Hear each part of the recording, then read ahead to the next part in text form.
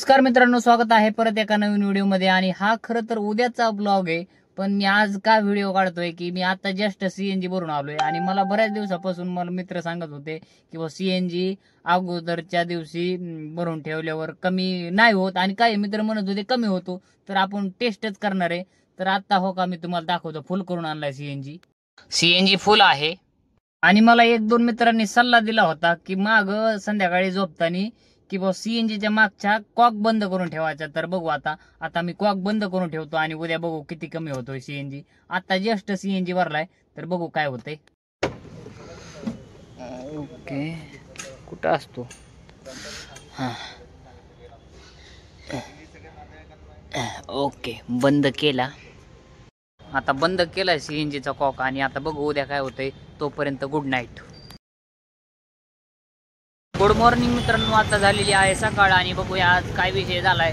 CNG कमी झालाय का नाही, हा कचरा जाता जाता टाकायचा आहे कुठेतरी.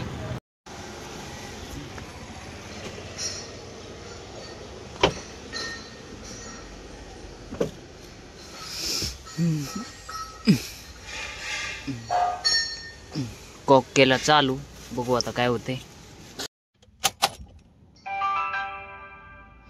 एक काळी जी छोटीशी वर येते ना, ती कमी झाली आहे बघा. म्हणजे इथं ह्या एफच्या बरोबरीला आपण एक छोटीशी काडी येते, ती काय 3-4 किलोमीटर जाते बरं का. पण छोटीशी काडी येत असते. काल आली होती, पण आज म्हणजे थोडाच नॉर्मल कमी झालाय. रोज कधी कधी काय होतं की ही जी मोठी काडी आहे ना, ती सुद्धा एक कमी होते. पण ठीक आहे, थोडा कमी झालाय. मग आता नेमकं रात्री सीएनजी भरपूर प्रेशर होता, तसं फुल सीएनजी होता. छोटीशी काडी कमी झाली. आता कमी होत नाही म्हणावं तर एक काडी कमी झाली तर निश्चितपणे काही ना काही कमी झाल्याशिवाय ती काडी कमी दाखवित नाही. पण मला वाटतं की हा सगळा खेळ टेम्परेचरवर असतो. म्हणजे त्याचा मीटर जो असतो ना, तुम्ही हे ऐकलं असेल की ज्या वेळेस एखाद्या वायूचा टेम्परेचर हाय असतं तर त्याची साईज वाढती, आणि टेम्परेचर कमी असल्यावर त्याची साईज, म्हणजे तुम्ही ऐकलं असेल की टायर एखादा लय गरम झाल्यावर फुटतो. तर ते का, त्याची हवा गरम झाली ना तर त्याची ती इयरची साईज वाढते. त्याच्यामुळे तो मीटर आपला बघा, ज्यावेळेस आपण गाडीमध्ये सीएनजी भरलेला असतो ना, त्यावेळेस तो गरम वायू असतो, त्याच्यामुळे त्याची साईज थोडी मोठी असते, त्यामुळे मीटर जास्त होतो. ज्यावेळेस अख्खी रात्रभर गाडी उभी राहते ना, त्यावेळेस त्याचं टेम्परेचर थंड होतं, त्याच्यामुळं मीटर कमी दाखवतो. असं याच्या मागचं गणित आहे. मग किती खरं आहे किती खोटं आहे हे मला पण माहित नाही. पण मला वाटतंय असं बी काही फरक नाही पडत बरं का. जनरली रोज अशी की मोठी गाडी कमी कमी होत असते, कधी नाही होत. कधी ही छोटी गाडी तर काय 2-4 किलोमीटर गेले लगेच कमी होती. पण आता काय मला कळा नाही नेमकं कमी झालाय का नाही. पण तुम्ही कमेंट मध्ये करून सांगा बरं, कमी होतो का नाही होत. चला आता वाजले 9:15, आता करतो चालू. बघू आज 3000 करायचे टार्गेट तर आहे. बघू आज काय होते. पहिली ट्रिप घेतली आणि पहिल्याच कस्टमर फोन उचल नाही. कसा दिवस जातोय काय नको. पहिल्याच ट्रिपला 2 वेळा कस्टमरने फोन न उचलल्याच्या नंतर तिसऱ्या वेळेस फोन उचलला, आणि कस्टमरचा रिप्लाय काय येतोय ऐका तुम्ही जरा. हॅलो हॅलो, हा मॅडम, कोणती बिल्डिंग आहे? काय बिल्डिंग कोणती आहे? काय काम आहे? गाडी बुक केली ना तुम्ही उभे? नाही, कॅन्सल केली मी. राईट, अहो नाही, तुमची बुकिंग आली आहे माझ्याकडे, कॅन्सल नाही झाली. कॅन्सल करा. मग आम्ही बसलो रिक्षामध्ये, आम्ही गेले पुढे. आता किती वेळ करा, मला नाही मिळाली राईड. ती कॅन्सल करायची, कॅन्सल झाली नसेल तर नाही cancel करा. नाही, उबर ऍप मध्ये जाऊन कॅन्सल करा. ते आम्हाला नाही येत करायला. ते मी कॅन्सल अहो, केली मी तरी करते ना, करते तर केव्हाची करते मी. होत नाही ना, मी तेच सांगते. तुम्ही बुकिंगला झालं नसतं तुम्हाला, मी जर कॅन्सल केलं असतं तर ते केव्हाची कॅन्सल करते. चुकीचं कॅन्सल करताय मॅडम. मी कॅन्सल केली तरी दुसऱ्या ड्रायव्हरला जाईल. पहिल्यांदा थोडी वापरते मी, पहिल्यांदा थोडी वापरते मी, चुकीचं नाही करत आहे. अहो पण मग मला काय हव्यातून बुकिंग आली का मग? हे काय गैरसमज आहे. मॅडमला रिक्षा भेटली असेल, मॅडम गेल्या रिक्षा बुक करून, आणि मॅडमनी बुकिंग कॅन्सल का केलं नाही मी हे सांगतो तुम्हाला. की मॅडमचा गोड गैरसमज आहे की मी बुकिंग कॅन्सल केली की मला कॅन्सलेशन चार्जेस भरावे लागतील. आणि ड्रायव्हर जर तुमच्या लोकेशनवर आलाय ना, तर तुम्ही कॅन्सल करा, नाही तर ड्रायव्हरने कॅन्सल करू द्या बुकिंग. ते कॅन्सलेशन चार्जेस तुम्हाला भरावेच लागतात. हा तुमचा गोड गैरसमज आहे. आता मी तुमच्या समोर ही बुकिंग कॅन्सल करतो, आणि तरी बी बघा मला कॅन्सलेशन चार्ज देणार उबर. आणि उबर स्वतःच्या खिशातून नाही देत, ते कस्टमरला कॅन्सलेशन चार्ज लावतं. जर तुमच्यापैकी कोणी ऍज अ कस्टमर म्हणून बघत असेल ना, तर तुमच्यासाठी सजेशन आहे की ड्रायव्हर जोपर्यंत पिकअप लोकेशनला यायच्या अगोदरच तुम्हाला जायचं नसेल तर बुकिंग कॅन्सल करा. ड्रायव्हर जर लोकेशनवर आला, ती ड्रायव्हरने कॅन्सल करू द्या, नाही तर तुम्ही कॅन्सल करा. ती कॅन्सलेशन चार्ज तुम्हाला लागत आहेत म्हणजे लागत आहेत.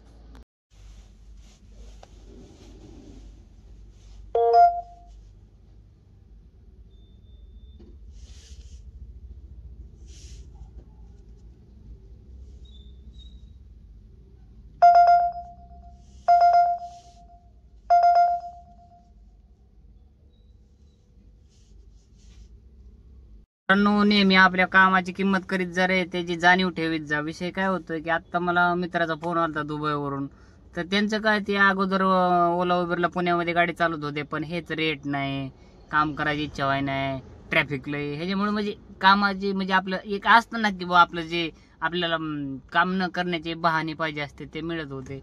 त्याच्यामुळं मला पण म्हणजे कधी कधी असं निगेटिव्हपणा येतो की बा नको गाडी चालवायला. पण कसं आहे की बा आपण ज्या पोझिशनला असतो ते पोझिशनवर येणं काही लोकांचं स्वप्न असतं. म्हणजे आता त्यांनी गाडी विकून ते गेले दुबईला. दुबईमध्ये इतकं कष्ट करावं लागत आहे. तिथं गेल्याच्या नंतर त्यांना जाणीव झाली की आपण किती कम्फर्ट झोन मध्ये होतो, स्वतःचे मालक होतो, कोणी आपल्याला विचारणार नव्हतं. आता परत त्यांचा फोन आलता की बुवा मला परत पुण्याला येण्याची इच्छा आहे.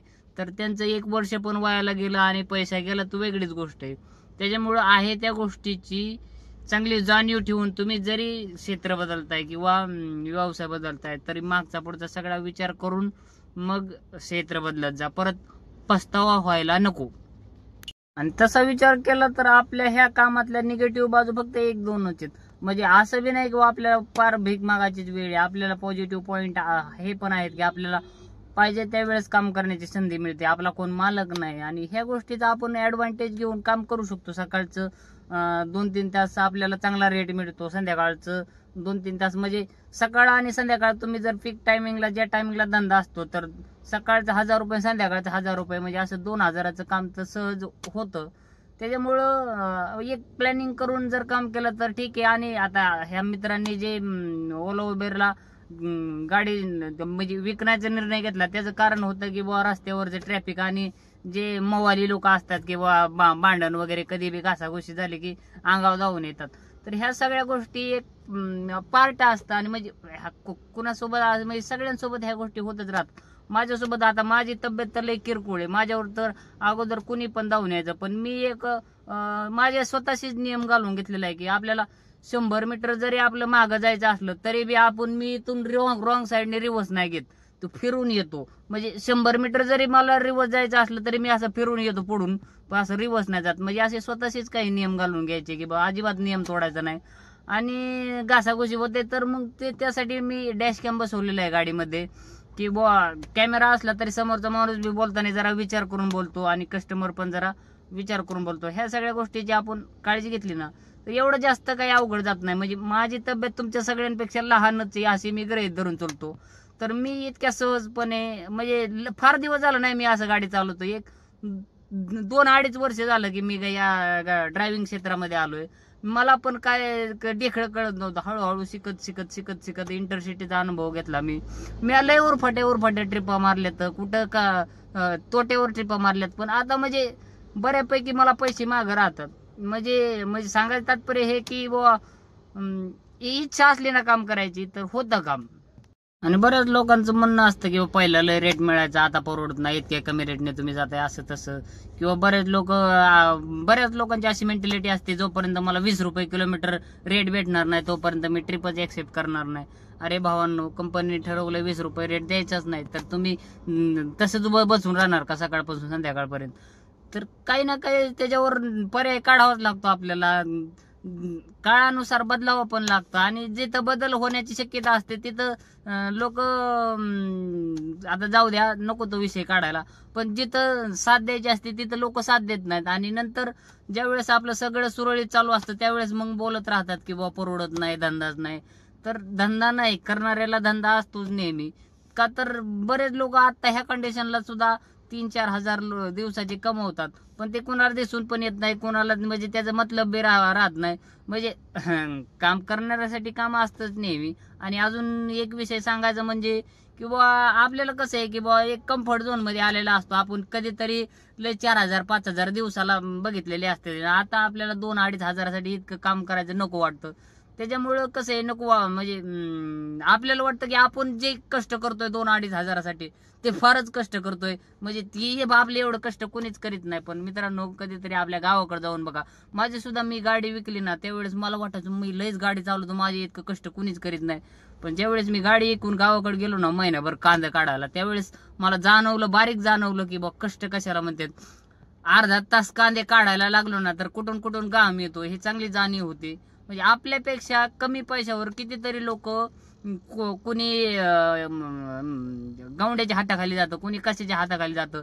त्यांचं कष्ट आपल्यापेक्षा फार असतं आणि आपल्याला फक्त सीटावर बसून ती स्टेअरिंग फिरवायची असते. त्याला म्हणजे आपण दुसऱ्याला खोटं बोलून दुसऱ्याला बुद्धू बनवू शकतो, पण स्वतःला जर आपण म्हणजे सांगायचं तात्पर्य हे की आपण जर दिवसभर काम करून 1000 आणि 1500 वर घरी जात असेल तर ती आपलीच आपल्याला लाज वाटली पाहिजे. आणि असे लोक जातात घरी की बाबा ट्रिप पडत नाही, पाहिजे तशी ट्रिप पडत नाही म्हणून ट्रिपच ऍक्सेप्ट करीत नाहीत. दिवसभर सकाळी येतात आणि संध्याकाळी 1000-1500 वरच घरी जातात. तर आता आलोय मगरपट्ट्यामध्ये, जातो आता मस्तपैकी जेवण करतो इथं हडपसर मध्ये.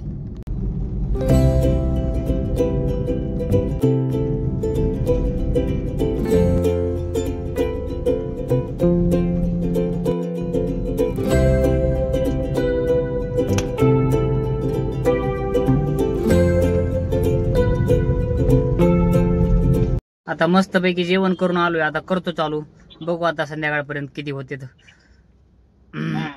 आता वाजलेत 5:30 आणि आता शेड्यूल बदलल्यापासून मला असं जाणवलंय की 5च्या पुढं ना आपल्याला नेहमी कंटिन्यू चांगल्या रेटने आपल्याला ट्रिपा पडत जातात आणि इथून पुढं 11 वाजेपर्यंत चांगला 3-4 तास धंदा करण्यासाठी चान्स असतो. आधी मी काय करायचो, सकाळ लवकर चालू करायचो पाठच आणि नेमकं 6-7 वाजता बंद करायचो. ज्यावेळेस चांगला रेट मिळत असतो त्यावेळेसच बंद करायचो. पण आता लेट चालू करतो, चांगला 9-10 वाजेपर्यंत चालवतो. त्याच्यामुळं 5च्या पुढं चांगला बिझनेस करायला चान्स मिळतो. सकाळ आपला एकदम कमी बिझनेस झाला तरी बी तो नंतर कव्हर करायला मिळतो. त्याच्यामुळे माझं सुद्धा तुम्हाला सजेशन राहील की जर तुम्ही सकाळचं तरी पीक टाइम मध्ये काम करा, नाही तर संध्याकाळच्या तरी पीक टाइम मध्ये काम करा. बरेच लोक काय करतात 7 ते 7 असं काम करतात. 7 ते 7 काय होतं की आपल्याला 7 वाजता चालू केलं तर 8 वाजता सीएनजी भरून चालू करा. अरे वा, रेंटल्स 4 तास 1200 रुपये. हा,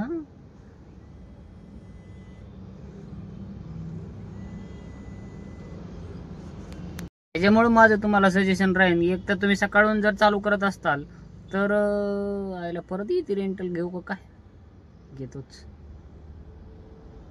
तर आता आलोय रावेत मध्ये, मस्तपैकी 4 तासाची रेंटल घेतली. आता बघू रेंटल पूर्ण झाले की मस्तपैकी होईन आपलं पॅकेज आजचं. बरं आहे, चांगली गोष्ट आहे. आता वाजलेत 9:40 आणि मला वाटतंय हिंजवाडीमध्ये ड्रॉप केला आता कस्टमरला. पण मला वाटतंय आता रूम काढली, ट्रिप मिळेल का नाही जरा टेन्शन आहे. का तर जरा शांत वातावरण दिसतंय आणि ट्रिप आपण काय वाजत नव्हते. वाजली 1 वाजली, थांबा फुटाली. मित्रांनो आता वाजलेत 10:30 आणि आता मी चाललो एमटीच घराकडे. ट्रिपा पडत आहेत पण मला घराकडली ट्रिप पाहिजे आणि भूक पण लागलेली. 11 वाजता जवळजवळ सगळे हॉटेल बंद व्हायला लागतात. त्याच्यामुळं घरी जाऊन जेवण करतो मस्तपैकी. चांगलं काम झालंय आज बऱ्यापैकी आणि रनिंग पण काही एवढी झाली नाही. ठीक आहे, व्हिडिओ आवडला तर लाईक शेअर सबस्क्राईब नक्की करा. धन्यवाद.